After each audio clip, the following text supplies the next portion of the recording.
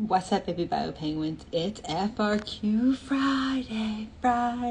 Yeah, I don't know. I do this every week. So welcome. I hope you are all having a great day. I am on spring break. But of course, wanted to come and bring to you our FRQ Friday. So we have two different questions that we're going to do today. So we have one long free response, and then we have a short free response. And the long free response is actually over multiple different units. When I organized the AP Review notebook, I asked students, where would you like the questions to be? And they said that they would prefer to have them wherever you could finally answer all the components of it. So there's one component on evolution, and then the rest of the stuff is on earlier stuff. How is this an AP Chem gang? This should be the AP Bio Penguins. Anyway, so let's go ahead and get started. So the first question we're going to do is 2016 number 1. And so they give you this beautiful big map. And those of you who have a Campbell book have probably seen this map in the back of one of your units, one of your chapters. So what it's showing us is that there's this increase in salinity. We have these different sites, 1, 2, 3, 4, 5, 6, 7, and 8. And it's just kind of showing us where different sites are found. Hey, it's the absolute recap. Hi, y'all. So they also have given us this frequency of a certain allele, and we can see how much there is in different parts of the area. Okay, and it says that there's this leucine aminopeptides, LAPs, are found in all living organisms and have been associated with the response of the marine mussel to changes in salinity. LAPs are enzymes that remove the N-terminal amino acids from proteins and release the free amino acids into the cytosol. To investigate the evolution of LAPs in wild populations of this organism, researchers have sampled adult mussels from several different locations along a part of the northeast coast of the United States, as shown in Figure 1.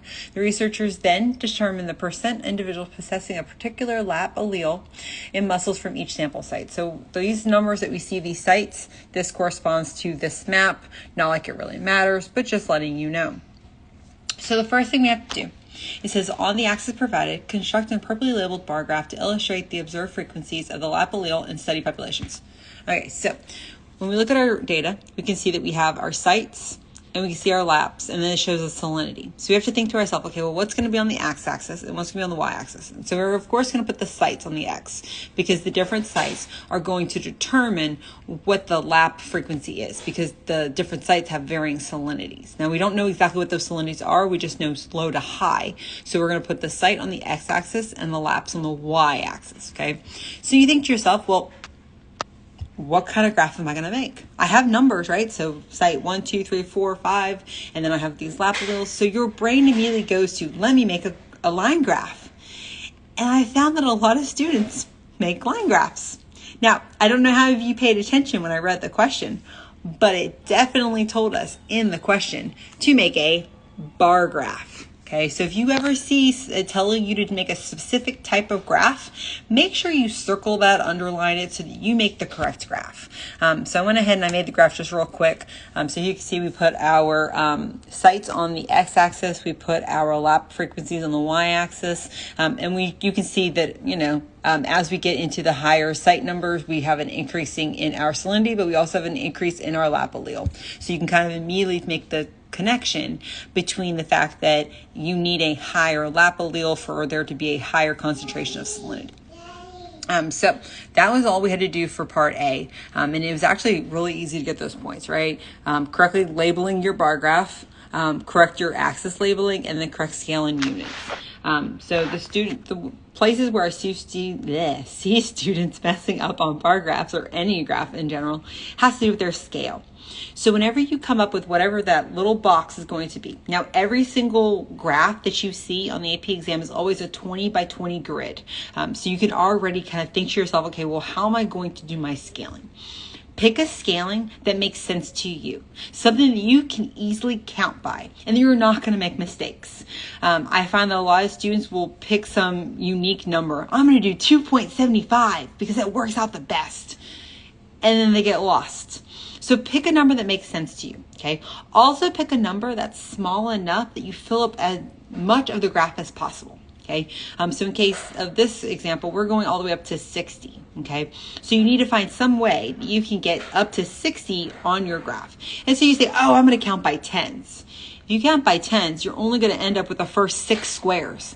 That makes your graph really compressed, and then it's hard for the readers to actually assess your graph, as well as it's hard for you to ensure that you have the correct measurements on there. So always pick a number that is easy to work with. So since we're going up to 60 and we know there's 20 boxes, I did mine in terms of 3. So I just counted up by 3s. And so if you look at my graph, you're going to see that instead of writing them all, I just wrote 9, 18, 27, 36, 45, and 54 because I was counting up by 9s, because in between each of these, you see that there are 3 little boxes. So 1, 2, 3, 4. Yeah. So there's 3 boxes in between. I mean, that's just to help keep your counting. You don't have to write for every single line. You just have to, make sure that we understand what your scale is so that we can follow your scale. Also, you're completely able to, if you want to break your graph anywhere, so you feel that there's this large stretch of numbers and you can't feasibly make that a scale, you can break the graph, but you have to break the graph before your first data point. So if we were trying to start at, 20, right? You can break it before that 20, but you cannot break it once you put your first data point because it skews the analysis of the data. You can hear my son making noise in the background. I'm sorry, y'all. Anyway, so that's where students tend to mess up, is on their scalings. And then they also forget to label their axes. So if you're ever trying to figure out what to label your axes, just do whatever it tells you. So this says frequency, do frequency, percent, site. So literally give it whatever it says. You could write your title could be just percent of individuals possessing lap allele. It tells you in the graph what you should have on your, tells you in the table what you should have in your graph. So I hope that A made sense. So B tells us, based on the data, describe the most likely effect of salinity on the frequency of the lap allele in the marine mussel populations in Long Island Sound. Predict the lap allele frequency at the sampling site between 1 and 2 in Long Island. Okay, so based on this, I can see that when I go from low to high salinity, I see that the frequency of my lap allele increases. Literally here, low, low, high, high.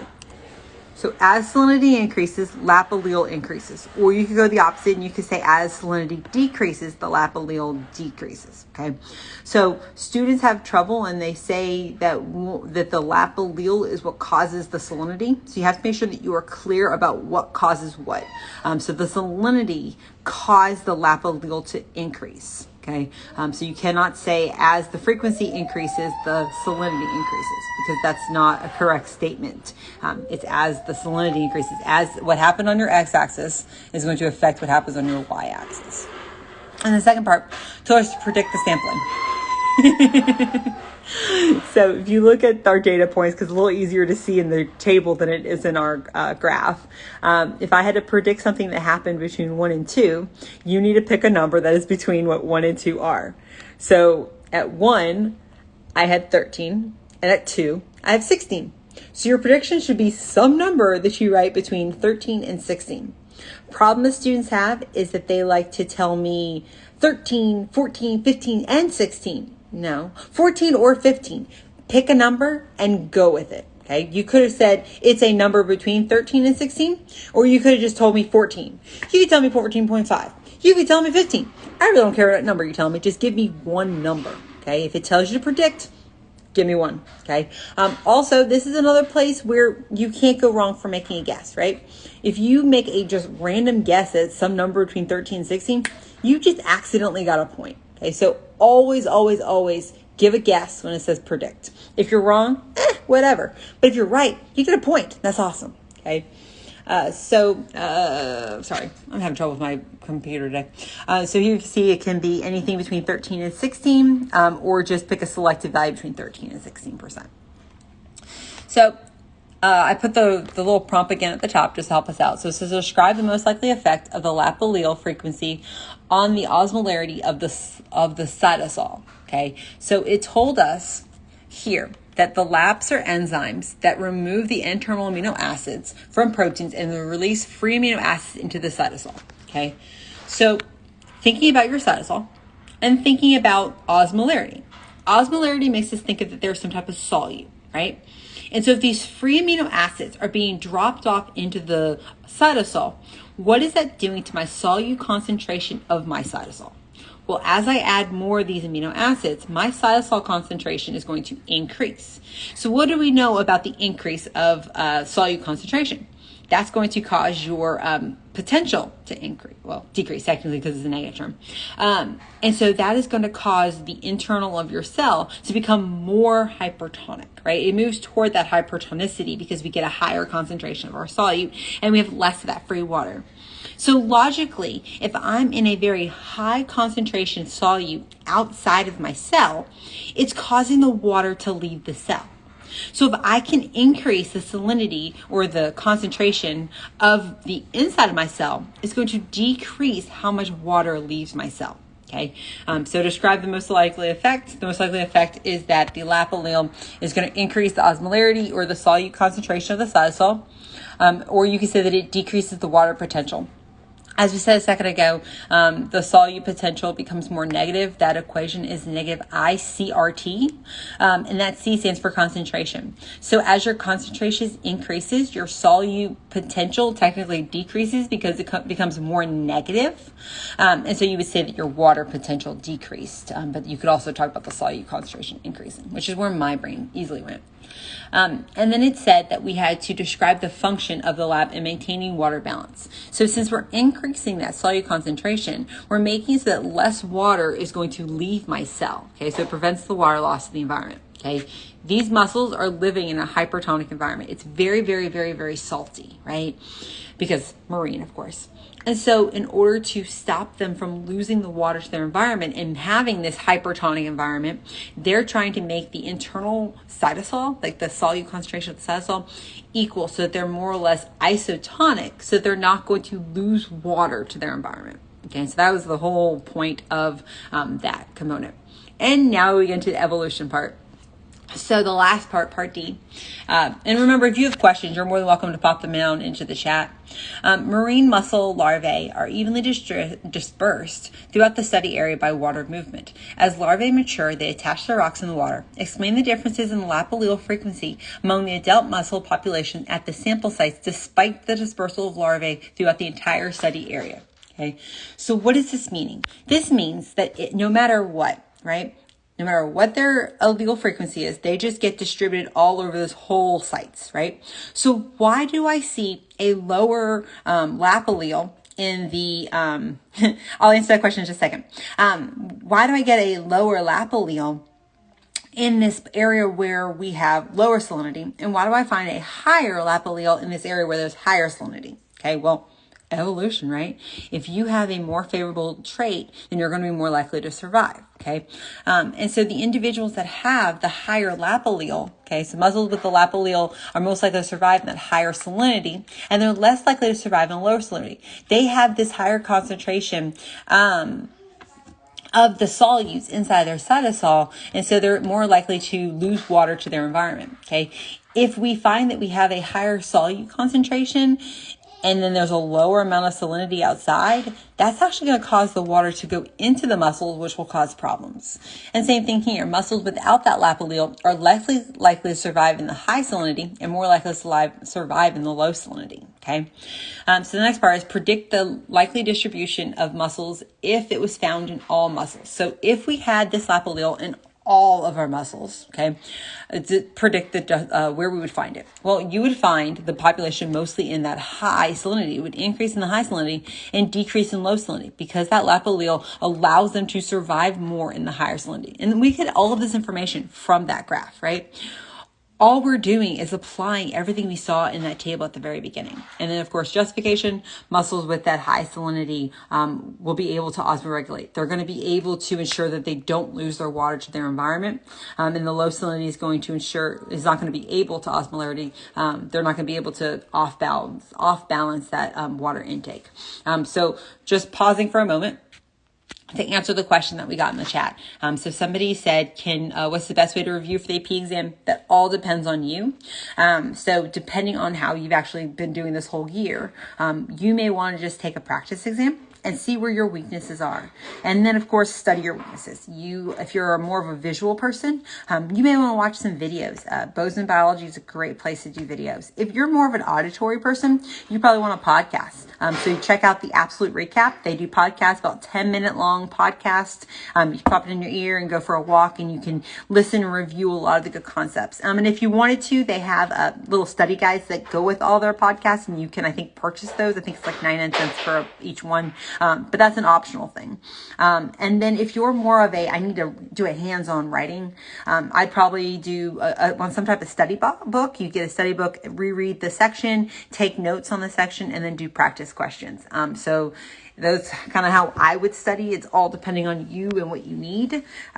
If you are completely at square one, you haven't done anything all year because you've been virtual, I'd probably get a study book and I would read through each section. Probably spend about a unit a week. I'm sorry, probably 1 to 2 units a week because we're almost at the 5-week point. So you probably want to do 2 units a week. And that will get us through the 8 units. And then you would be able to have 1 week to just kind of let it all soak in. But everyone's a little different. And then the second question that was in the chat is, how would you describe the difficulty of the AP Bio exams in the past? I find them to be appropriate caliber. I do find them to be a little easier if you are a student who's able to read and analyze better. So if you have a higher Lexile score, you're more likely to be successful, in my opinion, because you can read and understand these passages a lot better. And that's just because they read a lot.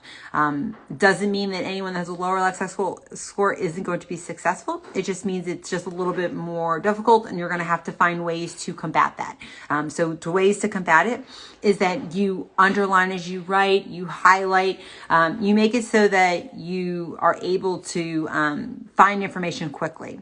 Also, more practice questions. If you practice your free responses, you practice those multiple choice questions more frequently, and you're used to these long passages, you're more likely to be able to be more successful on the exam.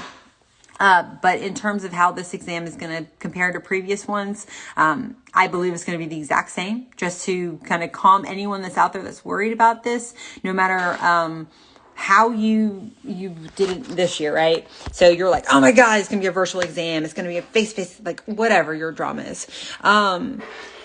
I can assure you that there are some very smart statisticians behind this whole thing. There's a company called ETS, the Educational Testing Service, who goes through and they analyze the exam.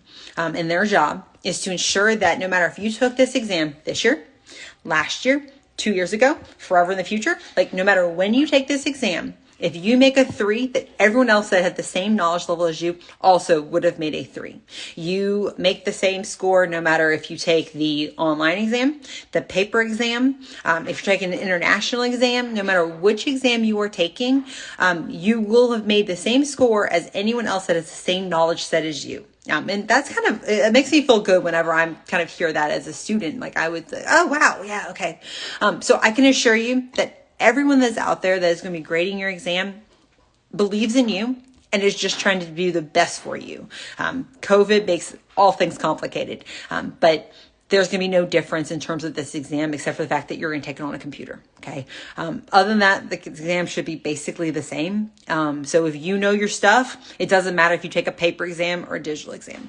Personally, I think you should take a paper exam. I'm a paper person. I like to touch things. I like to write on things. I like to circle things. If you notice my videos, I always have I animate where I would underline and animate where I would circle. And that's just because that's how I am as a person, right?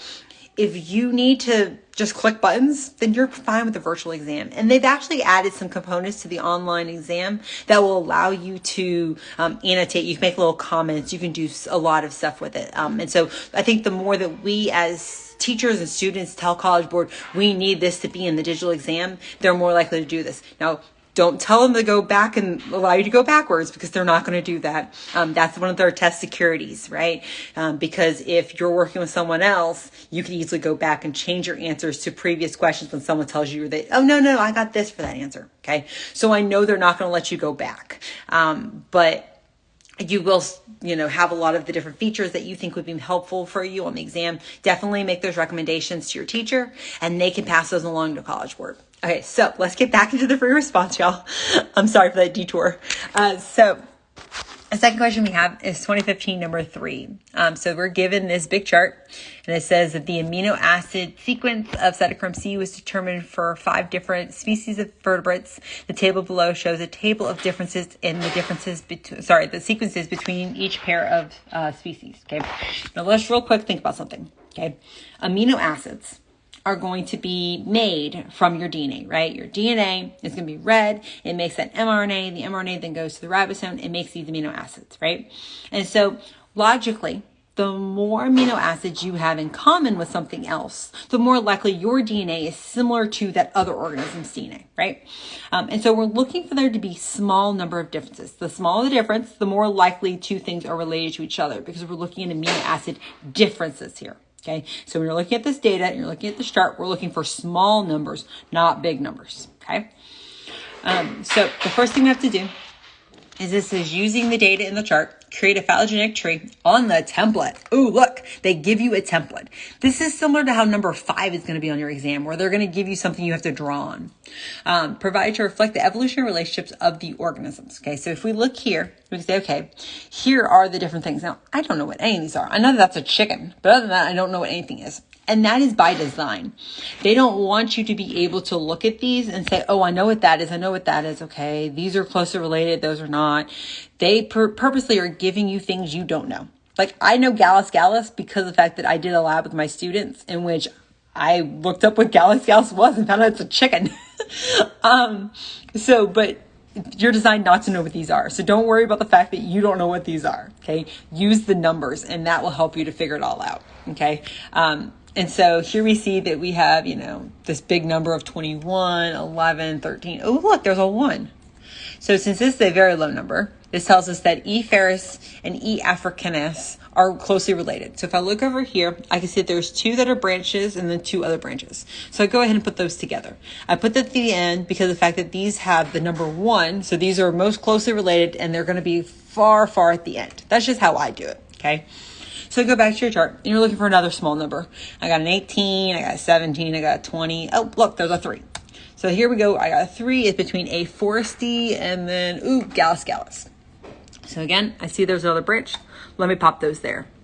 And then of course, by process of elimination, the only thing I haven't mentioned is whatever this word is, polyleptus. Okay. So you're thinking to yourself, cool.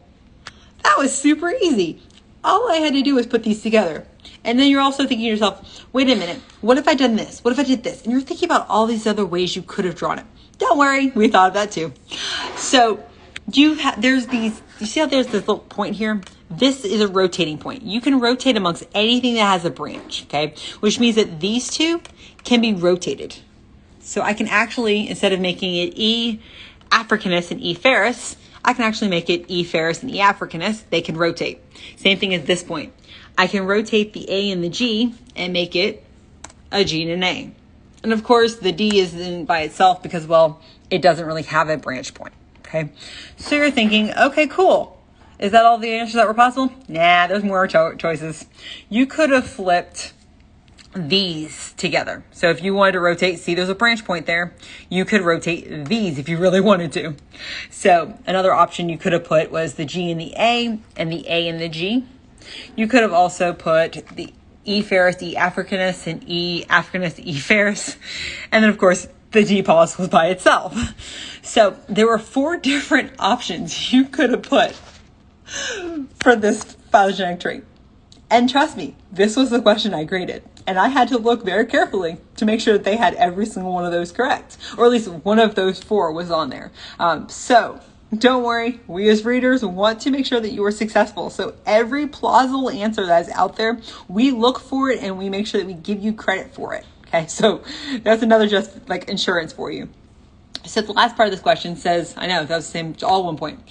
Provide reasoning for the placement on the tree of the species that is least related to the others. Okay, so as we said before, the goal is that we do not have points that are connected. So they say, okay, well, the one that's least related. So that would be this one right here. If you have the incorrect one there, don't worry, you can still get this last point. So the reason why we put the D. pause there is because if you look at D. pause from everything else, okay, they have the most differences from everything else, right? So D. pause Gallus has 21 differences with E. ferris. It's got 18 differences with Gallus Gallus, 17 differences with A. ferris. A. fortis, whatever this word is, fortis is, and then 20 with A. africanus. Okay, so they have the highest number of amino acid differences. So that one is the least related to the others. So D. pallus has the most differences in amino acids, or the changes in the DNA as they relate to our amino acids. Okay, so super kind of just talking about how it's the out group because of the fact that it has the least related with the others. Okay, so you're thinking, oh my God, this is so much. So the second part, identify whether morphological data, so looking at the structures, I'll give you that answer in just a second.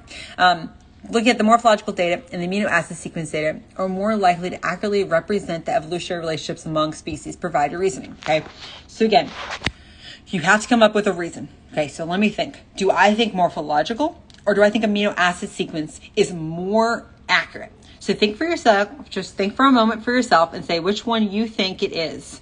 Thank you, Abu James. You're correct. But so, okay, which one do you think and why? Morphological or amino acids?